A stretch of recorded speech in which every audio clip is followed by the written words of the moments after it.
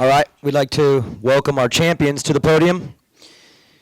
Winning the 250 East Division, riding for Monster Energy Husqvarna Factory Racing, Zach Osborne.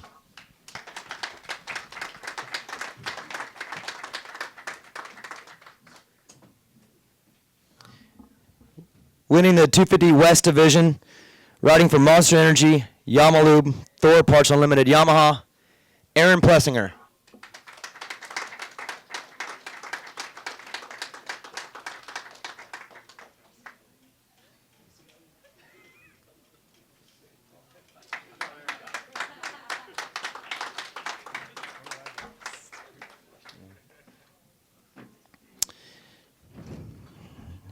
And your 450 winner for the 2018 Monster Energy AMA Supercross FIM World Champion, riding for Roczen Energy Husqvarna Factory Racing, Jason Anderson.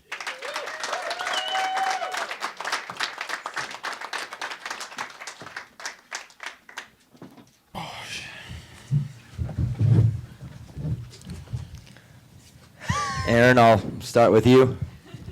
Are you pretty excited? You could say that. Take us through that main event. You were in a position where things were kind of close. Adam was within range there. If a little mistake might have happened, he could have got it. What were those laps like, especially there at the end when you knew you were in the right position, but it was still kind of close? It was crazy. Got off to a mid-pack start and had to battle my way up to 8th, and I had a moment. Swapped pretty good going down the far back straightaway before I got in the sand. And after that, I said, time to back it down. I think I was behind Zach at that time, and, I knew I didn't have to get any more positions, so I just kind of sat back and, had a good old time riding my dirt bike. Zach, on the podium, you mentioned that this might have been the hardest of all the championships you've won. Kind of take us through that thought process and why this one was so difficult and kind of how you were able to fight through it and get it. Mainly, I put a lot into my winter, my boot camp, and when these guys started racing, I kept riding 4 days a week and just grinding because I wanted to come in as prepared as possible, and maybe came in a little bit flat, not really just at my tip top. I missed it by maybe 2 weeks, but I had to work through that, and then a sit down after a run-in at the first race with someone, and that kind of changed my perspective on what I needed to do, and kind of put me in a situation that I've never really been in, where I couldn't just go out there and give it 100% all the time. I needed to be courteous on occasions and just kind of manage things. So for me, this one was like a little bit of a different look at how to win a championship. Jason, congratulations. Thank you. Last October, I don't know if you remember, but at the after party after Monster Cup, you told me he didn't go to that. He did. He did. Stop it. Jason, you told me you were going to win this championship. You said you were getting started on your program a little early. You were fired up, and you were going to figure some things out, and you were going to win it. You did. What was it? Something changed this year. Everything came together, and ultimately, what was it? I think that's called a little bit of liquid courage right there. I this whole off season, I was just, I just did what I felt was right, and I really, manifested winning that championship, and that's all I thought about. And it's unreal, 17 rounds. I started leading it at round 2, and it was tough, like even right now, like the last 2 weeks, I'm pretty mentally spent, and it's been a lot of pressure, but I'm proud of myself that I handled it decently. Last weekend was kind of crazy, but I'm just I have no words, and I'm just like still kind of shocked on everything that's happened.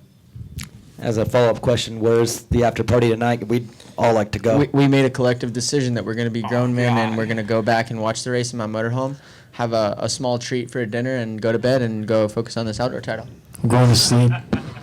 Zach, I don't know what he's talking about. Yeah, I did not agree to that plan. I was going to say that. Zach, I'm sorry, Zach. That question was for Jason. I'm going where Jason's going. I mean, unless we could have everyone here in your motorhome and have a keg. Hey, Yeah, Steve Bauer, Cycle News. This is for Zach. So you're closing out your 250 career with 2 titles. What's next for you? You got a plan? You gonna be side by side with this guy? yeah, I'm just gonna go out there and nail him. Basically, I mean, he's gonna get it every day during the week, and then Saturday too. No, I mean, I have to be realistic. It's my rookie season. I mean, I'm 29, or I'll be 29 when I start the first 450 race of my career. So, my main focus is to go out there and kind of do my best to miss the rookie pitfalls, if you will, and just be a solid guy in the top 5, and hopefully contest for some podiums and wins. I don't really know. I feel like if I can get really, really good and comfortable on the bike, that I can do some damage. But yeah, I mean, to say that I'm going to go out there and win the championship is pretty big. I mean, definitely not ready to state that. I mean, I'd like to go out there and just see what I got and work forward from wherever I'm at, no matter where that is.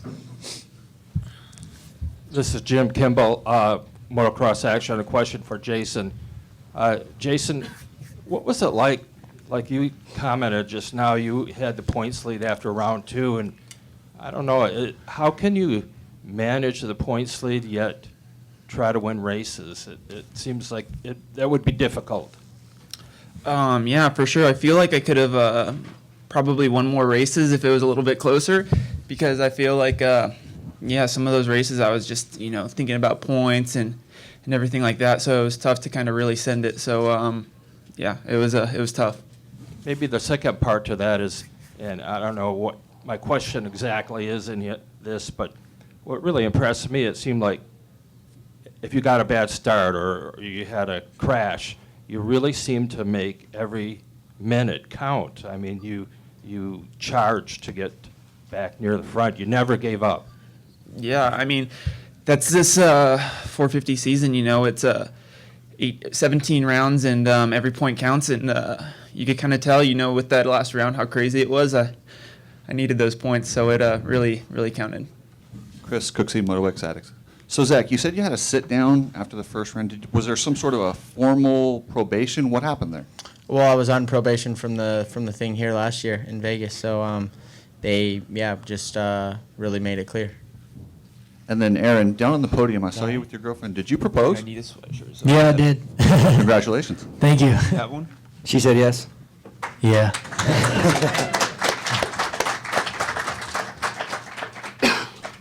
Can I get a sweatshirt? For all 3 of you, Zach, you went through it last year. You won 2 titles, but for you guys, it's your first titles as pros. So, I mean, what was today actually like? I'm sure you're Supercross champ, bro. Oh, that's right. Yeah, 2014. Congrats. Yeah. 4 years later. What was today like? I mean, were you able to act fairly normal, or are we just kidding ourselves to think that you were able to do that? For me, I feel like I got food poisoning last night. So even like right now, I'm shivering because I'm like so cold right now. Seriously. Oh, I was throwing up all night. It was crazy. So even like right now, dude, I'm struggling a little bit. Did you feel like fate was like working against you? The wheel breaks, and then you got food poisoning last night. Yeah. I definitely feel like crap right now, but I'm all good. What about you? At least you weren't dealing with that, but was it weird today? I was a little weird, but It's so cold right now. it was pretty normal. I mean, I don't know. I didn't really think of it that much, because when you start thinking about it, it gets in your mind and gets in your head, and that's when you ride bad. So I tried not to think of it and just go at it like it was another race. Aaron, we're always told how hard and serious and how difficult this is and how much pressure and stress and drama there is, but you just seem like you come into the races and you're just like hanging out. Like, is there a thing we're not seeing, like how serious you are? Because I don't think we ever see you do anything except what you're doing right now, which is smiling and having a good time. Is it not like that sometimes? Sometimes not. I mean, most of the time I'm pretty happy, because I'm riding my dirt bike and wanted to do this my whole life. So yeah, I'm just enjoying it, have a good time. Aaron, I got a follow-up question for you. I've been on Google for a minute. I can't seem to find it. what does outstandable mean? It's in my dictionary. You don't have it. Okay. Maybe check Urban Dictionary. Yeah, check your Urban Dictionary. Would you like to create a meaning for that word right now? Or Ohio Dictionary. That would be a good place to look as well. It's called Hamiltucky. From Hamiltucky, and we use words that we just mash words together sometimes, and usually works out right. But that one was a new one, and it's kind of struggling. I think we collectively all agree it was pretty outstandable. Hey, even Ricky Carmichael was like, that was outstandable. See, I made a new word.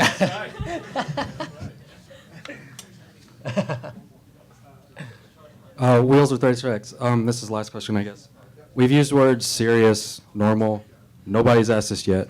What's the deal with the, like, what's the whole ensemble you got going on there? Flip flops and a Trojan helmet. What's the deal? I don't know. I just didn't really feel like being too serious tonight. No, my truck driver had this in his cab, and flip flops just because they're comfy. All right, guys, congratulations and thank you. Thank you.